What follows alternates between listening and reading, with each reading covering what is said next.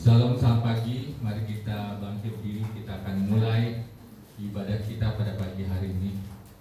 Bapa dalam surga, Lord putramu yang terkasih, Tuhan kami Yesus Kristus, kami mengucap syukur Tuhan untuk pagi hari ini Tuhan. Kami rindu muji Tuhan, menyembah Engkau Tuhan. Kami rindu hadirat-Mu Tuhan. Biarlah Roh Kudus menyertai ibadah kami Tuhan dari awal hingga akhir Tuhan. Biarlah suasana surgawi ada di tengah-tengah kami. Sukacita dan damai sejahtera-Mu Tuhan melimpah Tuhan pada pagi hari ini. Terima kasih Tuhan Yesus, terima kasih Tuhan. Di dalam nama Tuhan kami Yesus Kristus, kami berdoa dan mengucap syukur yang saya katakan. Amin.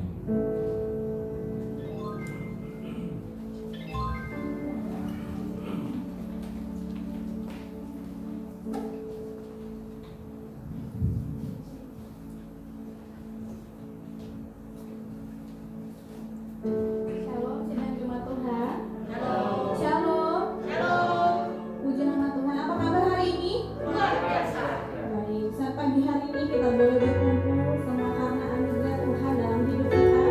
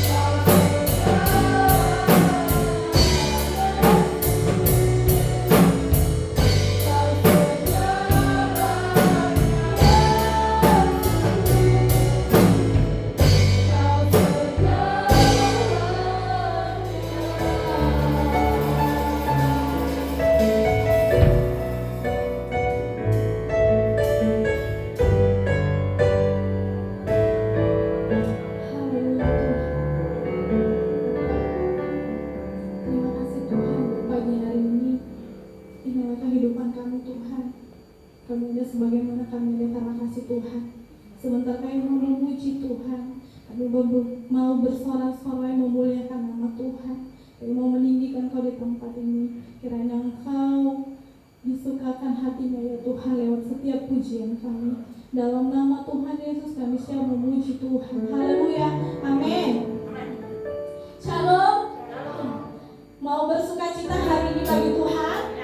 Haleluya, kita naikkan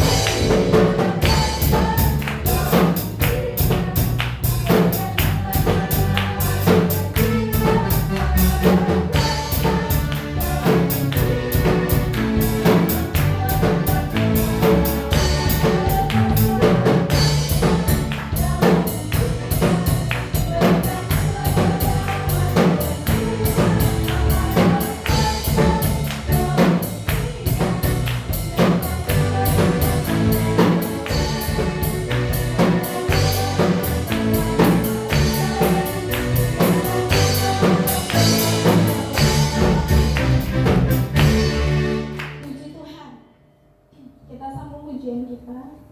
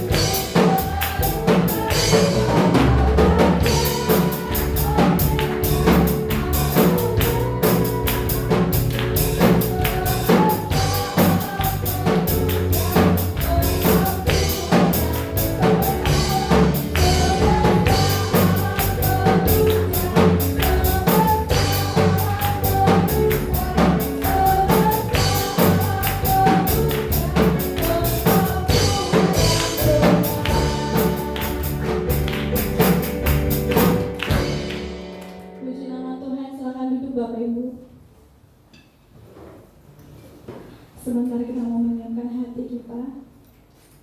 Kita mau mendengarkan Tuhan berbicara bagi kita setiap pribadi pada pagi hari ini.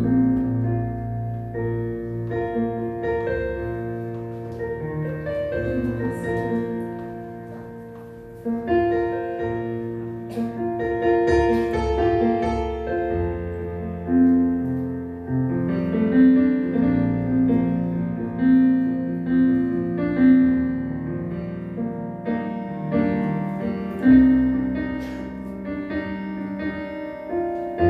Firman-Mu Tuhan, Firman-Mu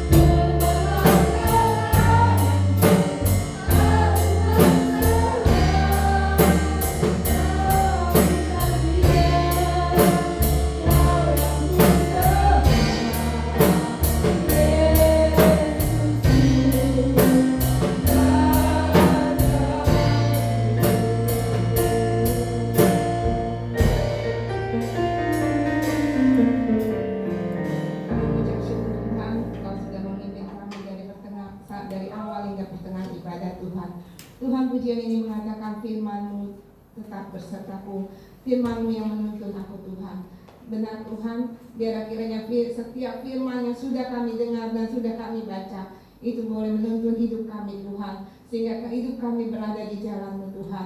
Dan firman-Mu Tuhan pada saat hari ini Tuhan, Kau sudah persiapkan untuk setiap kami yang hadir di sini Tuhan.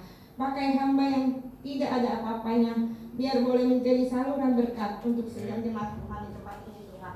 Dan kiranya urapan Tuhan menyertai kami semuanya, memberikan kepada kami roh pengertian, sehingga kami bisa mengerti apa yang Tuhan inginkan untuk kami lakukan Tuhan. Terima kasih Tuhan, dan kami serahkan ruangan ini ke dalam tangan Tuhan, acara selanjutnya ke dalam tangan Tuhan. Biar kiranya Allah Roh Kudus memimpin kami semuanya, memberikan kami hikmat, akal budi, dan roh pengertian, dan urapan kepada hamba-Mu Tuhan. Terima kasih Tuhan, hanya di dalam nama Tuhan Yesus Kristus kami berdoa dan mengucap syukur. Yang percaya katakan amin. Amin. Shalom semuanya. Suaranya kedengeran kan ya? Puji Tuhan. Kalau saat ini kita semuanya masih dalam keadaan sehat-sehat semuanya, masih hidup masih hidup ya, masih, maksud saya masih hidup dalam ekonominya ya, dalam pemeliharaan Tuhan ya, keluarga oke, semuanya adalah karena kebaikan Tuhan.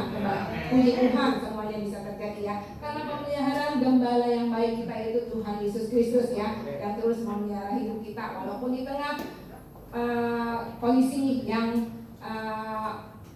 krismon ya, maksudnya banyak orang yang nganggur segala macam, tapi Tuhan tetap pelihara keluarga kita, dan kita juga di tengah virus corona tubuh kita tetap sehat ya. Nah, tapi kita nggak boleh karena kita keluarga kita oke-oke aja, gitu, keuangan kita oke-oke aja, keluarga kita semuanya sehat, kita sampai lupa jadi buta rohani ya, nggak bisa lihat banyak hal mana di sekeliling kita di dunia ini kan udah masuk dalam kegelapan. Banyak orang-orang yang menderita saat ini ya, bahkan anak-anak Tuhan juga krisis bukan krisis uang doang, tapi krisis iman ya. Mereka krisis iman, mereka hampir kehilangan pengharapan, apalagi virus pandemi ini kan nggak mengenal wah orang Kristen kita minggir gitu, nggak kena. Tapi banyak juga loh anak-anak Tuhan yang kena ya, dan banyak juga anak-anak Tuhan yang kena PHK juga ya, berdampak juga kena PHK segala macam, sehingga mereka nggak bisa dapat penghasilan. Nah, sehingga mereka lama-lama iman mereka hampir kandas ya, kehilangan pengharapan ya. Apalagi gereja banyak yang udah lama sekali ya belum dibuka-buka. Ada kan yang sampai dengan Desember besok belum dibuka ya. Mereka hanya nonton online doang ya. Kalau online, ngarepin online, kalau mereka beda ya kayaknya ya. Kalau online, kalau hari Minggu mereka beribadah, mereka bisa datang, ada semangat ya. Tapi kalau nonton online kadang-kadang suka kelupaan ya, ya enggak? Kalau yang suka nonton online enggak? Kalau suka nonton online suka kelupaan, aduh ntar aja lama-lama satu hari berlangsung, besok begitu lagi, besok lama-lama enggak. Akhirnya iman mereka juga kandas ya, pengharapan mereka udah hampir mau hilang. Nah, ini tugas kita ya. Tugas kita, kalau saudara tahu teman-teman kita sekeliling kita yang imannya udah mau mulai kandas, hilang pengharapan sama Tuhan, tugas kita untuk mendoakan mereka atau mengingatkan mereka akan iman kepada Tuhan tetap ya. Pengharapan kepada Tuhan tidak pernah mengecewakan. Ingatkan mereka ya. Ini tugas kita semuanya. Coba kita baca di dalam Markus 1 ayat 4. Ini di luar daripada konteks yang tadi saya ngomong. Nah, kita baca, kita mulai firman Tuhan. Markus 1 ayat 40 sampai 42.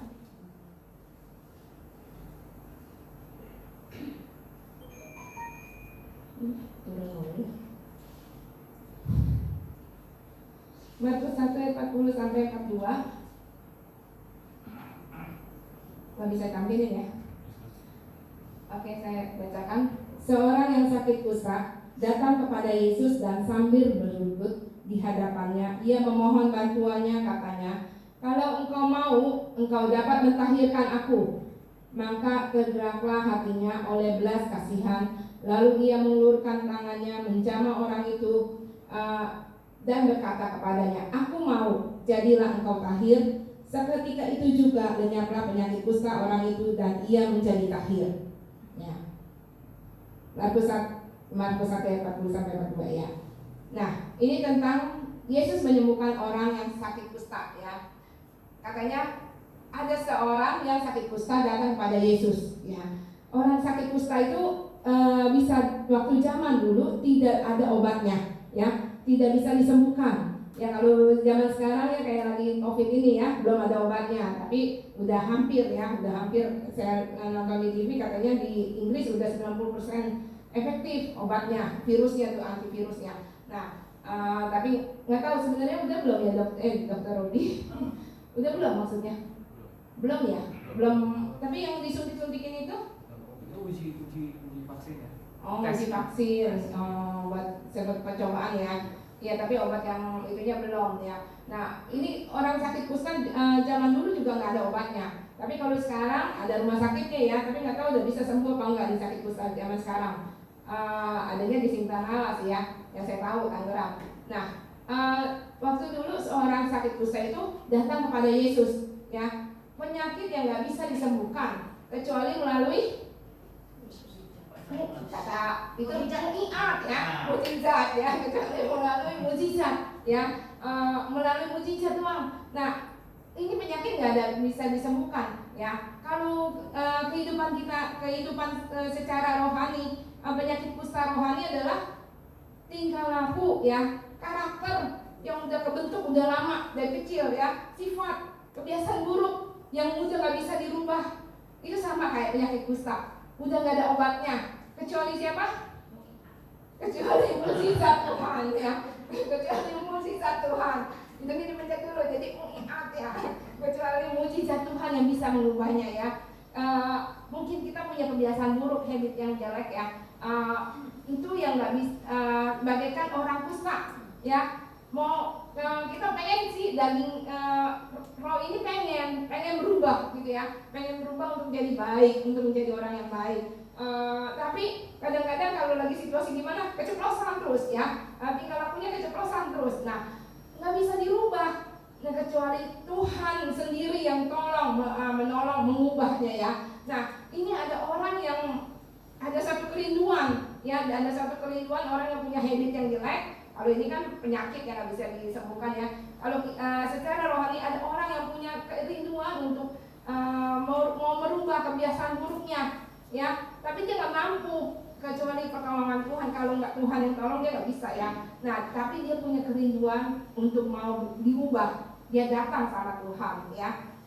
Dia datang sama Tuhan, sikapnya gimana?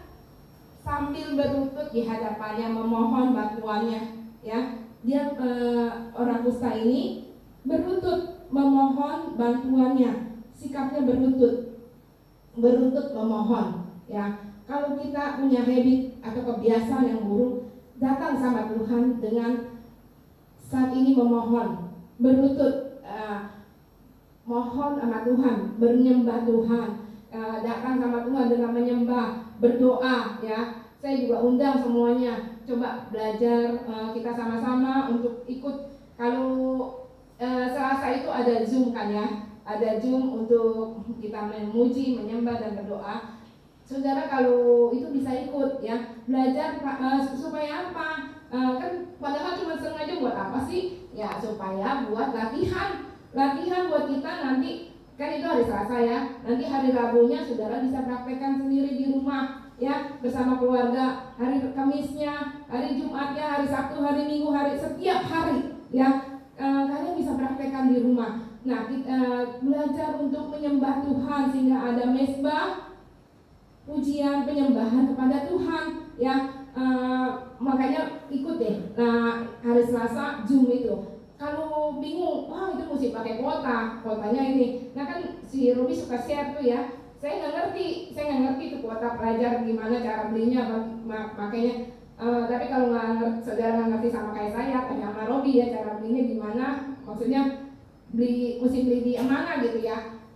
Nah, paketnya murah-murah sekarang karena ada kuota pelajar ya kan. Berapa giga bisa cuma 5.000 segala macam. Ikut Zoom ya supaya kita belajar menyembah Tuhan. Kalau kita mau karakter kita ini susah, nggak bisa dibuang lagi. Kalau kita mau, ya, kalau kita mau, kita nggak suka juga sama sifat kita ya. Kita nggak suka sama kelakuan kita juga, kita nggak suka kalau kita sadar ya. Tapi kita nggak bisa buang. Kita datang sama Tuhan, kita nyembah sama Tuhan ya. Kalau saudara serasa nggak puas setiap hari di rumah, pasti Tuhan akan mau jamah saudara ya. Tuhan akan ubah karakter saudara. Nah, ini orang yang kusta ini datang mohon, dia ada keinginan untuk disembuhkan ya. Kalau kita juga ada keinginan untuk dijamah Tuhan, datang hampiri Tuhan, mohon sama Tuhan, nyembah Tuhan ya.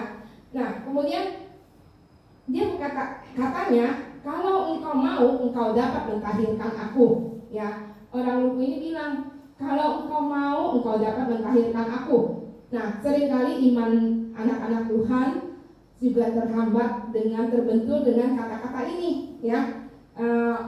Dengan kata-kata ini, dengan kalau engkau mau ya, punya Tuhan itu punya mau gak tolong saya ya. Engkau dapat mentahirkan, engkau dapat punya Tuhan itu bisa gak mentahirkan saya. Contohnya ya, saya tahu Tuhan punya kuasa ya. Saya tahu Tuhan punya kuasa, tapi untuk masalah saya, Tuhan mau gak tolong saya ya. Untuk masalah saya nih, Tuhan mau gak nolong saya. Saya lihat Tuhan tolongnya dia doang kok ya. Sering habisnya saya tahu dia sering kesaksian di gereja, atau dia sering cerita sama saya, Tuhan tolong dia lu hari ini, hari Senin, hari Selasa Tuhan tolong dia lu. Kayaknya dia sering banget kesaksian buat saya, Tuhan tolong dia. Tapi kok buat saya Tuhan mau gak sih ya tolong saya? Sering pertanyaan itu timbul dalam hati, ya enggak? Meragukan apakah Tuhan mau gak sih tolong saya? Ya kayaknya kita hina, maksudnya kayak apa sih? Kayak dianaktirikan gitu ya. Ini yang suka iman kita tersandung dengan kata-kata ini ya. Nah, atau kita masalah, atau kita dengan Tuhan itu dapat gak sih? Kalau yang satu, yang tadi pertama menyadari bahwa Tuhan kuasa, tapi Tuhan mau gak nolong saya? Kedua, maka masalah saya besar ya. Umpamanya orang yang sakit kanker bilang, saya punya penyakit kanker yang udah stadium 3, stadium akhir. Tuhan mau, apakah Tuhan mampu gak sih tolong saya? Apakah saya udah terlambat? Kayaknya udah terlambat kali ya. Tuhan nggak bisa nolong saya, ini udah masalahnya udah telat gitu. Kalau stadium 1 masih bagus gitu ya, Tuhan bisa tolong. Nah, meragukan apakah Tuhan dapat gak nolong dia? Ya, kedua masalah yang ini meragukan apakah Tuhan dapat. Atau saya punya masalah ekonomi yang hutang saya udah banyak, udah ratusan juta, mungkin udah miliaran. Tuhan sanggup gak sih nolong memulihkan ekonomi saya? Meragukan kemampuan Tuhan, kesanggupan Tuhan. Ya, nah, kadang-kadang orang juga terbentur karena masalahnya dia menganggap lebih besar daripada Tuhan, ya, sehingga imannya mulai goyang dan ragu akan kuasa Tuhan, ya. Tapi si orang ini katakan, kalau si orang kusta katakan, kalau engkau mau, engkau dapat mentahirkan aku. Ya, dengarkan baik-baik ya saudara-saudara ya.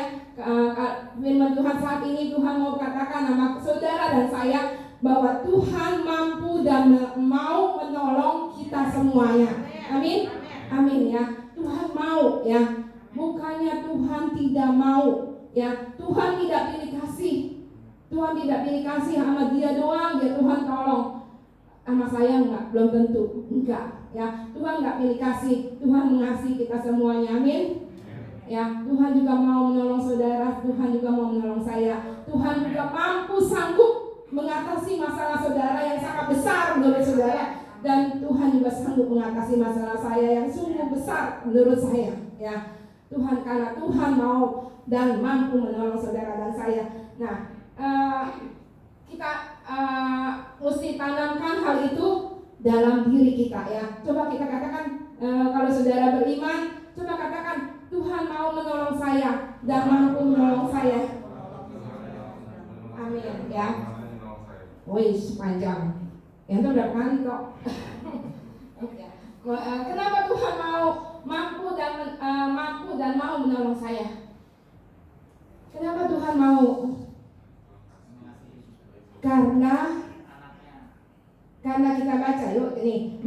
ayat 41, maka tergeraklah hatinya oleh belas kasihan. Karena Tuhan hatinya tergerak oleh iya, Tuhan kasihan sama saudara, ya, kasihan ya lu. Tuhan nggak pernah ngomong begitu ya. Kalau Tuhan tolong dong, Tuhan langsung kasihan ya lu, ngeselin ya. Itu bukan Tuhan, itu saya, ya. Tapi Tuhan bukannya kasihan dia lu, tapi Tuhan benar-benar mempunyai belas kasihan buat saudara dan saya. Tuhan mau karena Tuhan punya belas kasihan, ya. Hati Tuhan itu ternyata gampang tergerak loh. Gampang tersentuh oleh belas kasihan, ya. Saudara artinya gitu gak sih? Sampai gitu ya? Siapa sih artinya yang gitu? Iya, orangnya artinya gampang terenyuh gitu ya, oleh belas kasihan. Pokoknya dibayain langsung kayaknya gimana gitu ya, dia langsung merasa kasihan, sayang banget ya maunya orang gitu ya. Pokoknya Dinan baik banget sama kita, langsung sampingnya, Dina mau beli apa? Mama beliin. Mau beli Monas, Mama beliin ya. Mau beli apa gitu ya, dibeliin. Nah, hati Tuhan itu kalau manusia terbatas ya belinya ya, tapi kalau hati Tuhan itu ternyata gampang tersentuh dan tergerak. Oleh apa? Iya, hati Tuhan itu gampang tersentuh dengan belas kasihan oleh karena apa? Kalau kita berbuat baik ya, kalau kita mungkin manja-manjaan sama mamanya, Dina manja-manjaan sama mamanya atau sama papanya, langsung mama papanya langsung sayang, mulai terenyuh gitu ya. Udah apalagi dia ada saingannya ya, pasti sayang ya, gampang terenyuh. Nah, tapi kalau itu karena manja-manjaan, karena sikap yang baik ya. Tapi kalau Tuhan itu gampang tergerak hatinya dan terenyuh dengan belas kasihan. Karena apa? Karena anak-anaknya punya iman. Kalau kita punya iman, hati Tuhan gampang terenyuh. Nih, si orang kusta ini punya iman. Dia bilang, kalau engkau mau, engkau dapat melahirkan aku. Dia punya iman. Tuhan itu kalau mau dapat, Tuhan melahirkan aku. Jadi sikap orang kusta ini punya iman, ya. Jadi iman itu bisa menggerakkan, membuat hati Tuhan terenyuh dengan belas kasihan kepada kita, ya. Jadi penting banget gak punya iman? Penting banget, ya. Oleh karena itu jangan sampai iman kita gugur dengan kondisi apapun saat ini, ya. Kita harus punya iman kepada Tuhan, karena dengan punya iman dapat menggerakkan hati Tuhan, ya.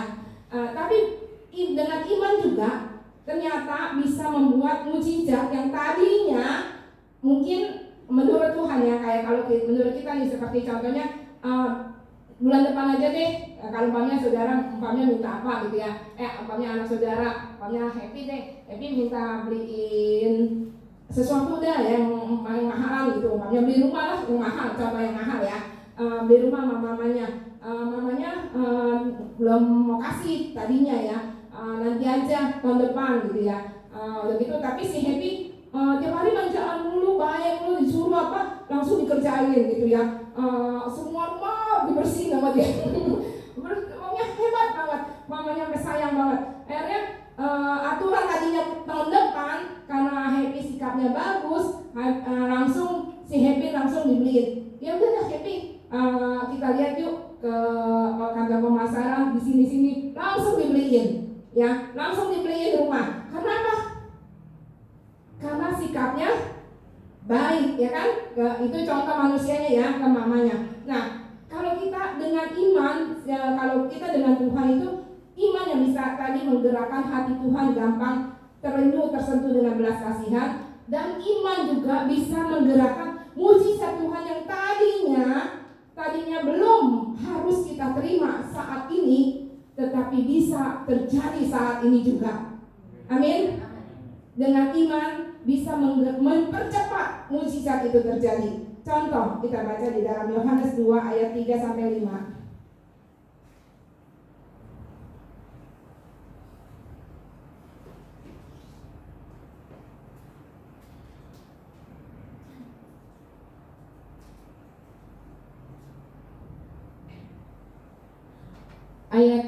Yohanes 2 ayat 3 sampai 5. Ketika mereka kekurangan anggur, ibu Yesus berkata kepadanya, "Mereka kehabisan anggur." Kata Yesus kepadanya, "Mau apakah engkau daripadaku, Ibu? Saatku belum tiba." Tetapi ibu Yesus berkata kepada pelayan-pelayan, "Apa yang dikatakan kepadamu, buatlah itu."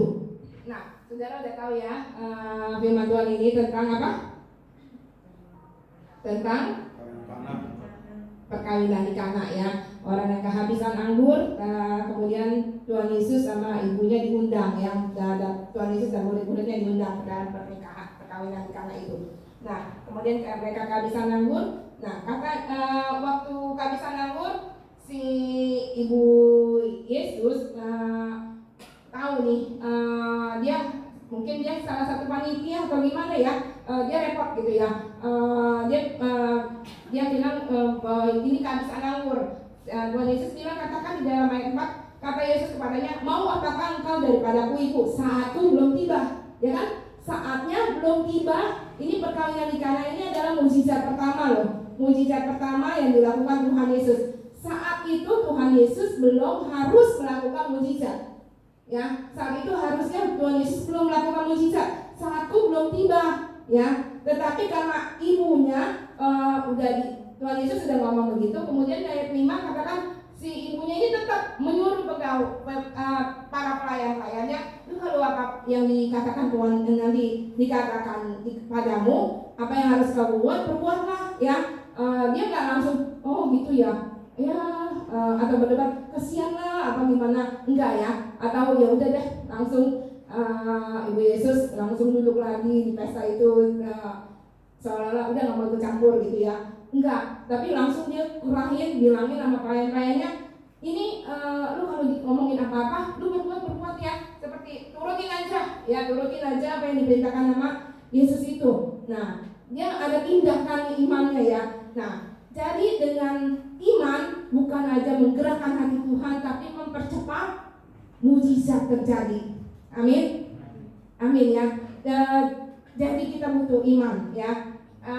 Kita butuh iman untuk bisa menggerakkan hati Tuhan. Kita butuh iman untuk bisa mempercepat mujizat itu terjadi dalam hidup kita. Amin. Jadi, tapi apakah dengan beriman atau percaya dan berdoa masalah kita selesai semua? Masalah kita selesai semua enggak? Umpamanya kita punya utang yang besar, kita punya penyakit yang ganas, atau punya masalah apa gitu, apakah semuanya selesai? Semuanya belum selesai, karena ada bagiannya yang kita harus lakukan ya. Kalau semuanya selesai, kita nyantai-nyantai dulu dong. Kita nyantai-nyantai aja nih. Oh, kita doa, kita percaya, beriman, semuanya selesai. Ada bagiannya kita, ya kan? Ada bagian kita yang harus kita lakukan ya. Nah, kita baca ini, saya baca ini sungguh jadi berkat banget. Matius 17 ayat 24 sampai 27. Apa bagiannya kita ya?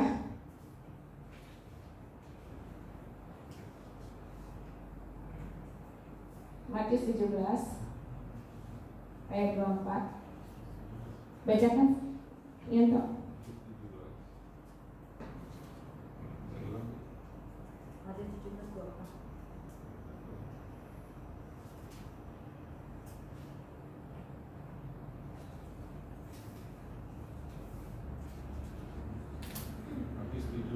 Ayat 24 juga firman Tuhan. Ketika Yesus dan murid-muridnya tiba di Kapernaum, datanglah pemungut biaya baik Allah kepada Petrus dan berkata, "Apakah gurumu tidak membayar biaya 2 dirham itu?" Jawabnya, "Memang membayar." Dan ketika Petrus masuk rumah, Yesus mendahulinya dengan pertanyaan, "Apakah pendapatmu, Simon? Dari siapakah raja-raja di dunia ini memungut biaya dan pajak? Dari rakyatnya atau dari orang asing?" Jawab Petrus, "Dari orang asing." Maka kata Yesus kepadanya, bebaslah rakyatnya. Tetapi supaya jangan kita menjadi batu sandungan bagi mereka, pergilah memancing ke danau, dan ikan pertama yang kau pancing, tangkaplah dan bukalah mulutnya. Maka kau akan menemukan mata uang 4 dirham di dalamnya. Ambillah itu dan bayarkanlah kepada mereka, bagiku dan bagimu juga. Amin. Ya, ini tentang Yesus membayar bea untuk bait Allah ya. Kisahnya ketika Yesus dan murid-muridnya tiba di Kapernaum, datanglah pemungut bea bait Allah kepada Petrus dan berkata, apakah gurumu tidak membayar bea 2 dirham? Ya, jawabnya Petrus bingung ya, emangnya harus bayar? Berkata kayak gitu ya, memang membayar. Dan ketika Petrus masuk ke rumah Yesus, mendahulunya dengan pertanyaan, apakah pendapatmu Simon? Dari siapakah raja-raja dunia ini memungut bea dan pajak? Dari rakyatnya atau dari orang asing? Nah, sebenarnya seharusnya Tuhan Yesus itu harus gak bayar pajak, membayar bea untuk masuk ke dalam bait Allah. Ternyata bea itu adalah uang penggantian nyawa kalau nggak salah saya pernah baca ya. Bea yang maksudnya di sini bea yang harus dibayar itu uang pergantian nyawa sebenarnya Tuhan Yesus itu nggak harus membayar pajak ya. Sebabnya katanya dari siapakah raja-raja dunia ini memungut bea dan pajak, dari rakyatnya atau dari orang asing? Kata Petrus, dari orang asing. Maka kata Yesus kepadanya, jadi bebaslah rakyatnya ya. Sebenarnya itu Tuhan Yesus itu tidak harus, karena Yesus adalah anak Allah dan dia masuk ke dalam rumah bait Allah, rumah kepunyaan bapaknya.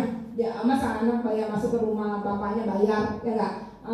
Tapi karena Tuhan nggak mau jadi batu sandungan, ya. Kalau Tuhan nggak bayar, nah maka jadi batu sandungan. Orang-orang itu yang pasti akan bilang, wah Tuhan Yesus ngajarin ternyata tidak taat dengan peraturan ibadah, ya.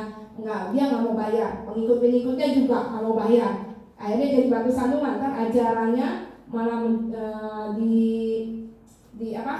disalah-salahkan ya. Karena Tuhan tidak seharusnya bea itu tidak harus dibayar oleh Tuhan, tapi karena Tuhan nggak mau jadi batu sandungan bagi orang lain, makanya Tuhan menyuruh Petrus untuk pergi memancing ke danau ya. Ternyata ada kita akan seperti tadi saya bilang, bukan aja beriman, bukan aja percaya dan berdoa semua masalah hilang, tetapi ada bagiannya kita ya. Ada bagian kita, ini bagiannya Tuhan ya. Nanti Tuhan yang akan bertindak, tapi bagian kita selain berdoa, beriman dan percaya sama Tuhan, kita juga ada bagiannya. Itu apa? Tuhan menyuruh Petrus untuk memancing. Petrus itu pekerjaannya apa sebelumnya? Nelayan. Kalau memancing itu dia ngerti gak? Ya itu mah udah kegiatan sehari-hari ya nggak? Ya Anto sama Cacu aja hampir loh. Ya, sekarang itu cuma kadang-kadang ya kalau hari libur memancing ya, sama Lukas ya suka memancing. Nah itu kalau memancing itu udah ya berkata kecil lah ya. Nelayan itu ke tengah laut. Kalau mancing itu mungkin masih enggak tengah laut kan ya, pinggiran ya. Apa sih di mana kok? Tengah laut juga ya. Iya maksudnya di pinggiran itu juga bisa sih, nggak harus di tengah, tapi di tengah mungkin gede kali ikannya ya. Nah begitu, ini kerjaan yang paling gampang ya, kerjaan yang sehari-hari yang Petrus lakukan ya. Pergilah memancing ke danau, dan ikan pertama yang kau pancing tangkaplah dan bukalah mulutnya ya. Tuhan Yesus Allah yang maha tahu ya, ini sengaja Tuhan maksudnya dengan kemahakuasaan Tuhan masukin duit ke dalam mulut ikan, atau memang tuh kemahatauan Tuhan di ikan itu ada duitnya ya. Tapi sama-sama Tuhan itu hebat ya, Tuhan itu dahsyat, bisa ikan di dalam mulut ikan itu ada duit ya. Nah cara Tuhan menyelesaikan masalah udah gitu katanya, habis dari kau pancing, buka mulutnya, maka kau akan menemukan mata uang 4 dirham di dalamnya. Ambillah itu dan bayarkanlah kepada mereka, bagiku dan bagimu juga. Kalau menurut cara pemikiran manusia, Tuhan Yesus suruh si Petrus mancing. Umpamanya cara pemikiran saudara ya, saudara berimajinasi coba. Menurut saudara, cara pemikiran saudara, umpamanya kan saat itu kan Tuhan Yesus nggak mau loh ngambil, suruh si Yudas Iskariot ini sebagai bendahara ya. Yudas tolong bayarin buat masuk, dia kan Yudas yang pegang kas, pasti Yudas punya duit. Ternyata Tuhan Yesus saat itu nggak pegang uang loh.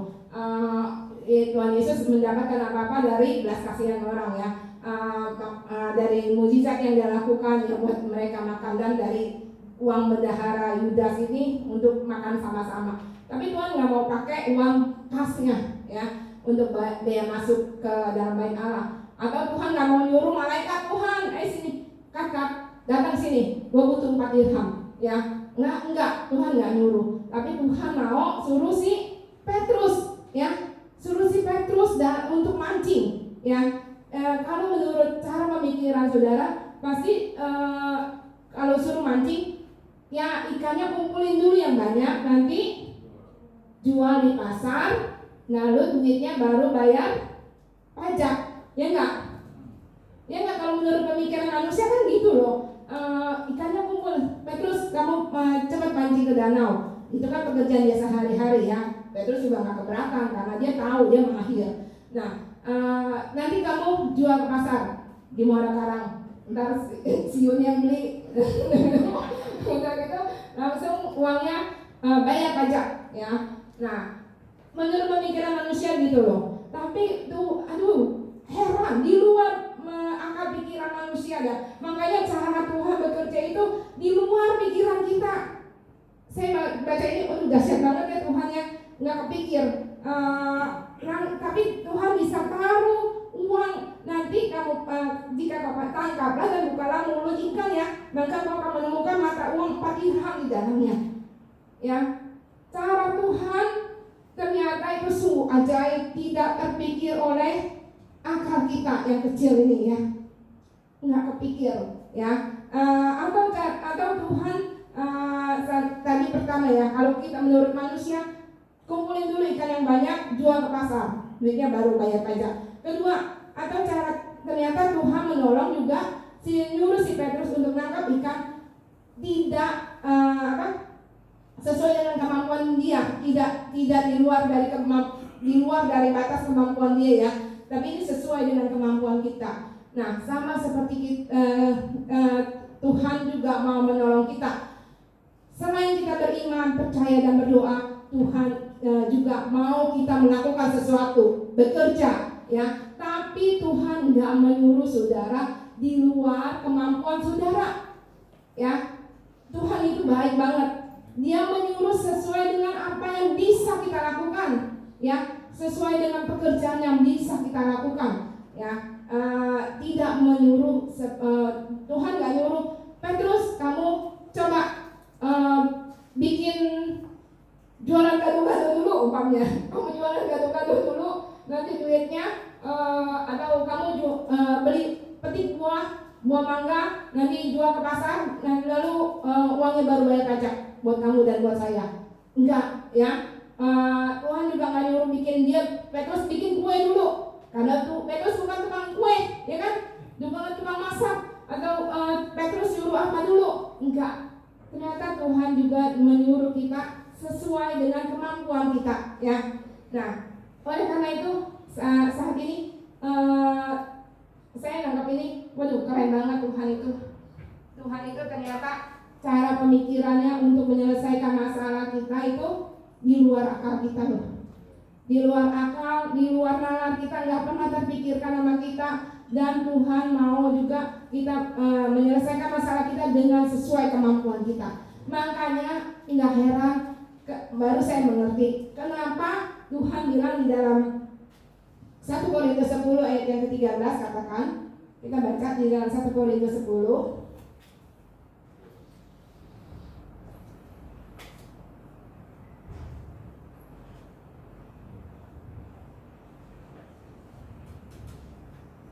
Percaya kita.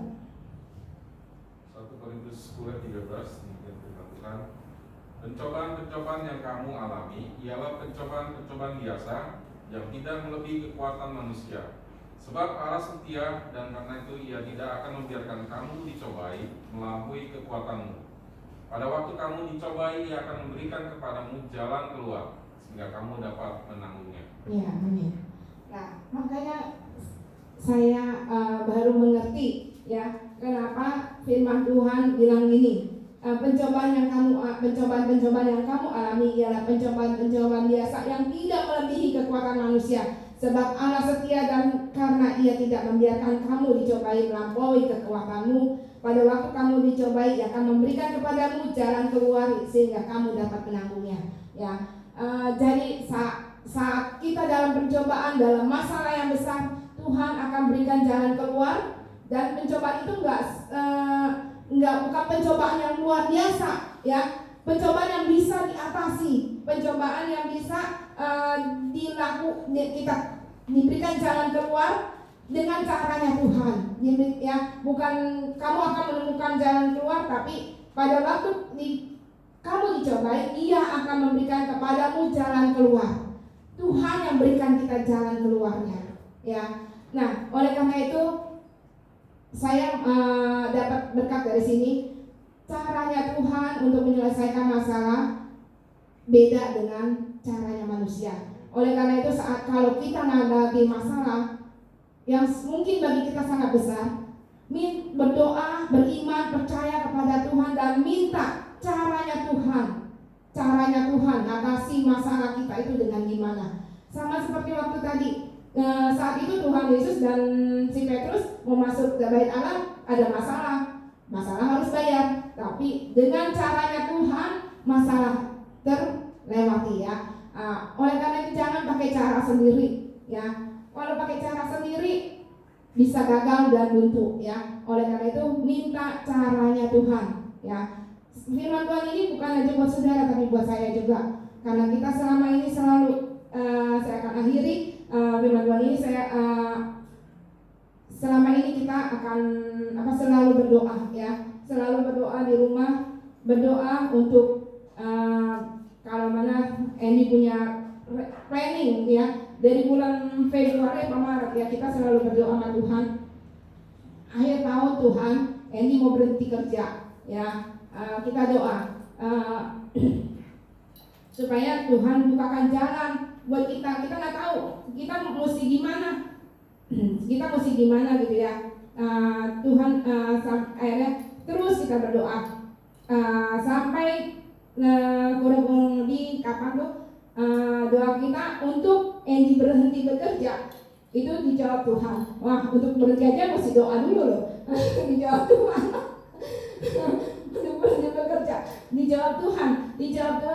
Akhirnya bosnya ngizinin, tapi jangan Desember katanya, pertengahan Januari aja. Pertengahan Januari, jadi Andy resign, tapi bosnya juga belum mau melepaskan semua perusahaannya begitu aja. Masih ada urusan yang salon, tetap masih suruh pegang dulu sampai salonnya pada tutup, ya. Nah, untuk satu Tuhan udah jawab, dan kami juga berdoa karena saat ini kalau Andy kerja dengan Andy pelayanan menjadi dilema juga, ya, buat Andy dan buat saya. Harusnya ini gimana sih, atau full time 100% jadi hamba Tuhan, jadi gembala, atau melayani Tuhan. Kadang-kadang kalau dia bekerja konsentrasi pasti nggak mungkin, ya, 100%, ya kan. Fisik juga nggak mungkin 100%. Nah, jadi dilema, makanya kami putuskan waktu kemarin di dalam bulan Februari atau mulai Maret kita doa sama-sama, minta supaya Tuhan kalau izinkan akhir tahun ini Andy mau berhenti bekerja, ya. Akhirnya diizinkan, tapi pertengahan Januari ya dia akan berhenti. Kemudian kami juga berdoa, Tuhan kalau secara manusia kalau Andy nggak bekerja nggak dapat penghasilan, ya kan? Tapi Tuhan, kami percaya sama Tuhan punya kekuatan dan kedahsyatan Tuhan, ya. Tuhan akan satu tempat tertutup, mungkin udah nggak dapat duit dari situ, tapi Tuhan akan bukakan tempat-tempat lain, membuka pintu-pintu berkat lain, ya. Dan itu kami juga bingung, kami juga pengen usaha Tuhan, pengen usaha, tapi usaha apa? Kami juga nggak tahu, gitu, ya. Pengen usaha, nggak tahu usaha apa. Kalau Karin doanya lebih beriman juga, ya.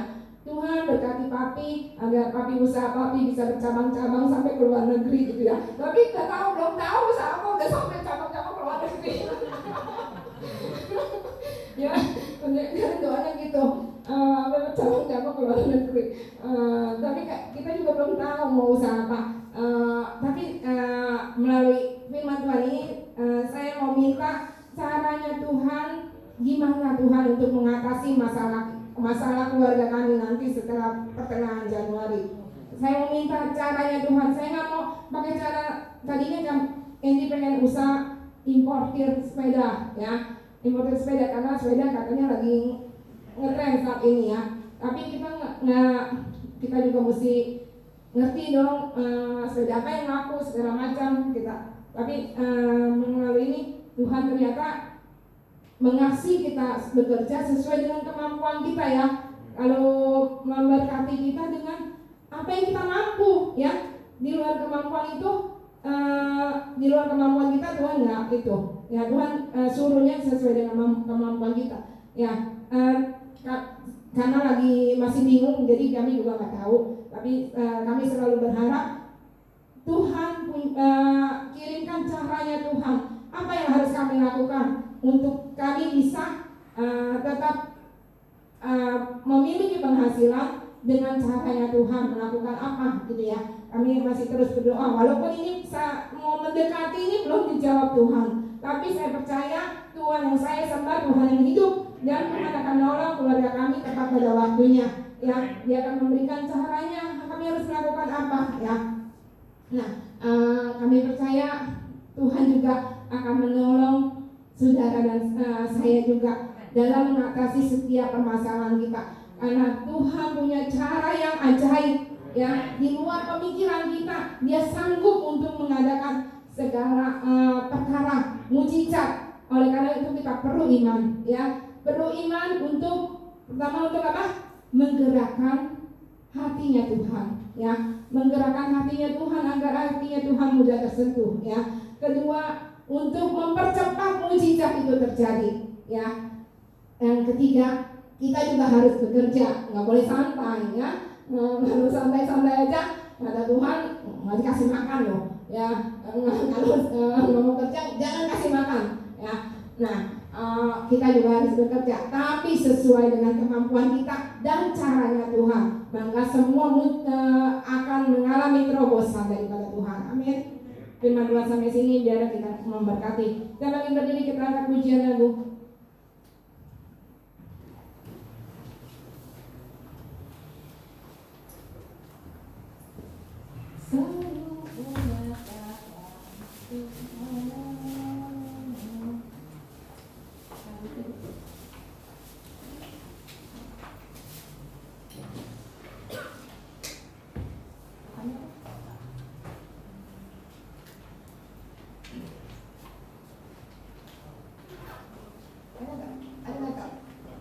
Kau selalu punya cara untuk menolongku.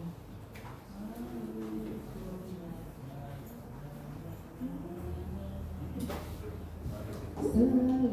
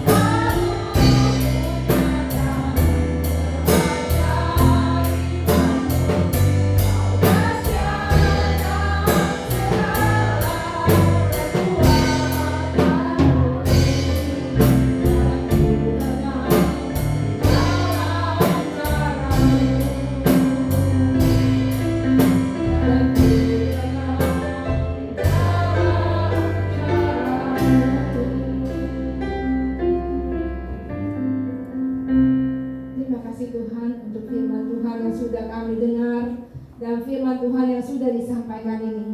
Materaikan di dalam nama Tuhan Yesus Kristus Tuhan, biar firman ini menjadi berkat buat setiap kami, bahwa Tuhan mau menolong kami dan Tuhan sanggup mengatasi masalah kami. Walaupun masalah kami berat, tapi Tuhan sanggup dan mampu dan mau menolong kami. Tuhan, kami mengucap syukur punya Allah yang dahsyat. Kami mengucap syukur punya Allah yang datang tergerak oleh belas kasihan. Anak kami adalah anak yang baik, bukan anak yang kejam, tetapi Engkau adalah Allah yang baik.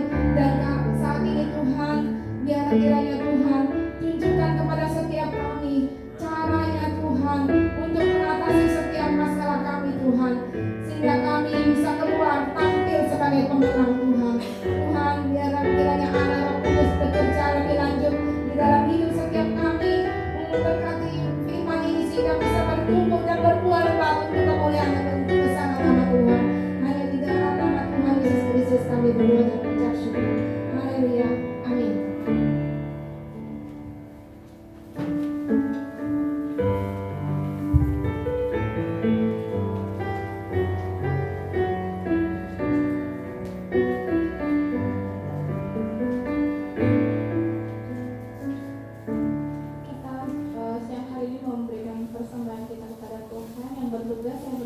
berkah.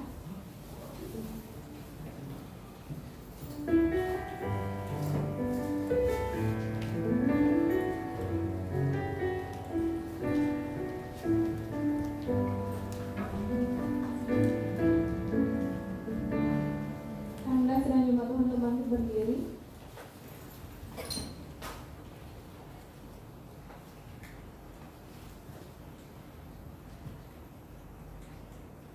Kita baca ikrar persembahan kita 1, 2, 3 ya.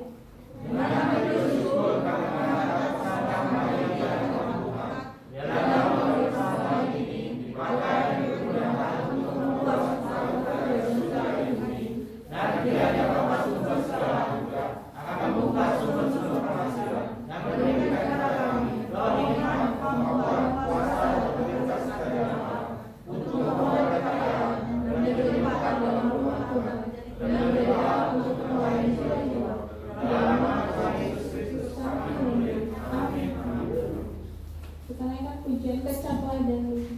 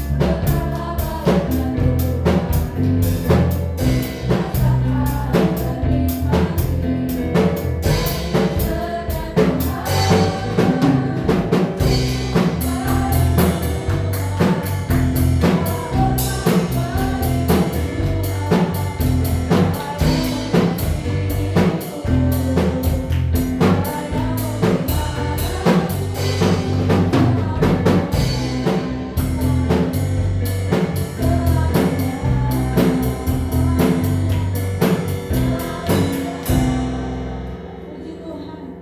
Biar kiranya persembahan kita diberkati Tuhan dengan berlipat kali ganda. Puji Tuhan. Minggu depan kita ibadah seperti biasa. Pak Agam ada pengumuman. Nanti jangan ganggu, ada persiapan rapat Oke, nanti sidang jemaat Tuhan yang pelayan Tuhan jangan pulang dulu karena kita ada rapat buat persiapan Natal. Siang hari ini kita mau akhiri ibadah kita. Saya undang semua untuk bangkit berdiri.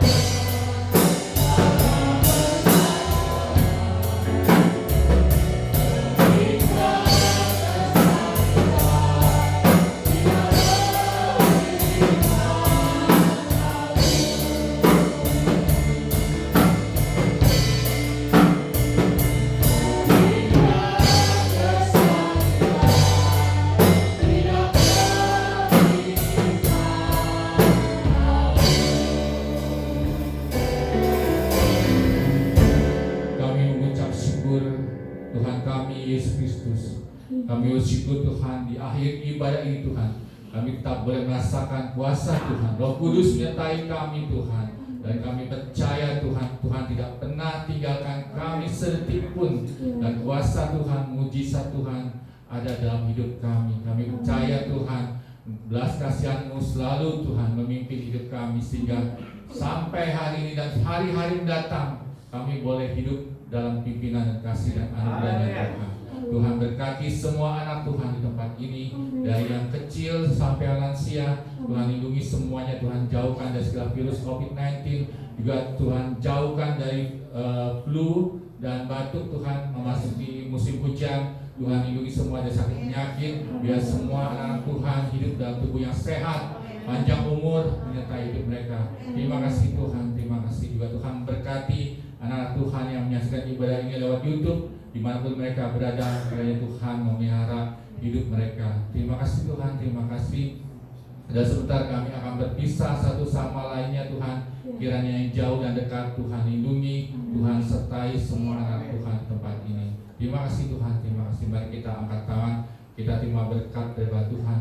Tuhan memberkati engkau dan melindungi engkau.